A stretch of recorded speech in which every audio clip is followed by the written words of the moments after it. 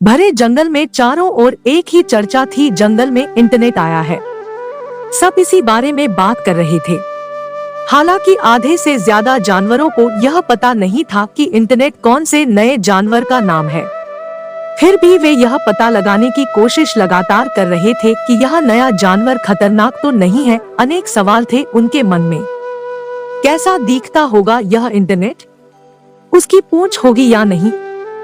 अरे नहीं भाई, यह जानवर का नाम नहीं है। तो फिर क्या है? यह एक चिड़िया का नाम है। ओह अच्छा, चिड़िया होती है यह। इस तरह की बातें पूरे जंगल में हो रही थी।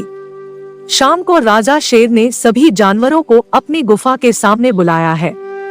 तब वे हमको इस इंटरनेट से मिलवाएंगे, वे एक दूसरे को बता रहे थे। शाम को ठीक 6 बजे सभी जानवर, पक्षी और जंगल के बाकी सब प्राणी शेर की गुफा के सामने इकट्ठे हुए। राजा शेर की गुफा के सामने इकट्ठे हुए। राजा शेर एक अजीब सी चीज के साथ बाहर निकले। ये क्या है? फिर फुसफुसाहट होने लगी। तब शेर ने कहा, दोस्तों, यह है कंप्यूटर। कंप्यूटर? और एक जानवर?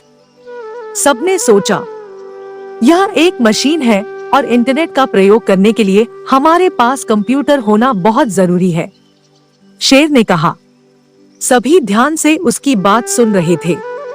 इंटरनेट के माध्यम से हम दूर दूर रहने वाले अपने दोस्तों और संबंधियों से घर बैठे बात कर सकते हैं। उन्हें हम पत्र भी भेज सकते हैं।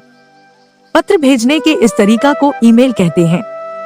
यदि हम पत्र डाक विभाग के माध्यम से भेजते हैं तो उसे पहुंचने में 2-3 दिन लगते हैं, लेकिन ईमेल भेजने में बस कुछ सेकंड ही लगते हैं। और सबसे बढ़िया बात है कि इसमें खर्चा न के बराबर आता है। शेर समझा रहा था, और क्या फायदे हैं इंटरनेट के?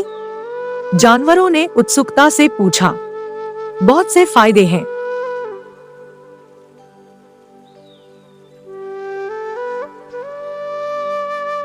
आप किसी भी समय दुनिया के दूसरे हिस्सों में होने वाली घटनाओं के बारे में जान सकते हो। हर तरह की जानकारी इसमें है, शेर ने बताया। वाह, ये तो कमाल की वस्तु है, सबने कहा। लेकिन कोई था जो इस सब से खुश नहीं था, और वह था कबूतर खबरी। इतने वर्षों से भी था जो सारे समाचार और पत्र दूर दूर के जंगलों तक पहुंचता था, पर उसे लग रहा था कि अब उसकी कोई जरूरत नहीं थी। वह बहुत उदास था। उसने शेर से इस बारे में बात की। शेर ने कहा, देखो खबरी, तुमने सबकी बहुत सेवा की है, लेकिन जंगल की तरक्की के लिए कंप्यूटर को जंगल में लाना बहुत जरूरी था। तुम किसी और काम के बारे में सोचो। कबूतर उदास मन से अपने घर लौट गया। जंगल में धीरे धीरे सभी ने कंप्यूटर सीखना शुरू कर दिया।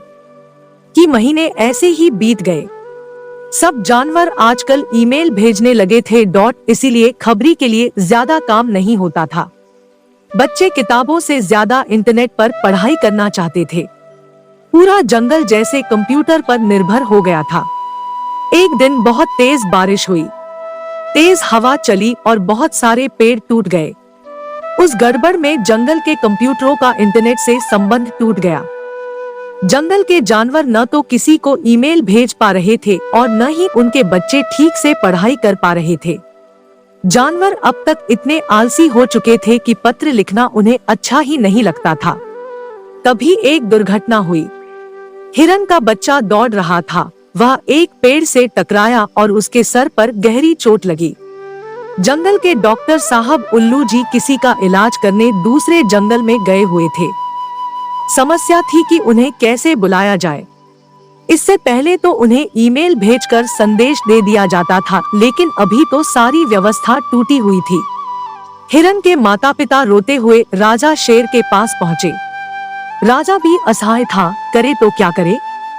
तब खबरी ने कहा, मैं बुलाकर लाऊंगा डॉक्टर को। आखिर पहले भी तो मैं ही यह सब काम करता था। सबको बहुत तसल्ली हुई कि खबरी आज भी उनकी मदद करने को तैयार था। तो खबरी उड़ा और कुछ ही देर बाद डॉक्टर उल्लू जी वहां पहुंच गए। खबरी के कारण ही हिरन के बच्चे की जान बच पाई। अब खबरी की बारी थी सबको समझाने की। वह बोला, मैं मानता हूँ कि जंगल का विकास जरूरी है, लेकिन हमें अपने पुराने तरीकों को भूलना नहीं चाहिए। हम सभी टीवी में समाचार सुनते हैं, लेकिन अखबार में समाचार पढ़ने का मजा ही कुछ और है। ऐसे ही कंप्यूटर का प्रयोग करें, लेकिन हमें उस पर पूरी तरह निर्भर नहीं होना चाहिए, क्योंकि मशीन तो मशीन ही होती है। क्यों ठीक कहा न मैंने? जवाब में सबने बस हाँ में सिर हिलाया।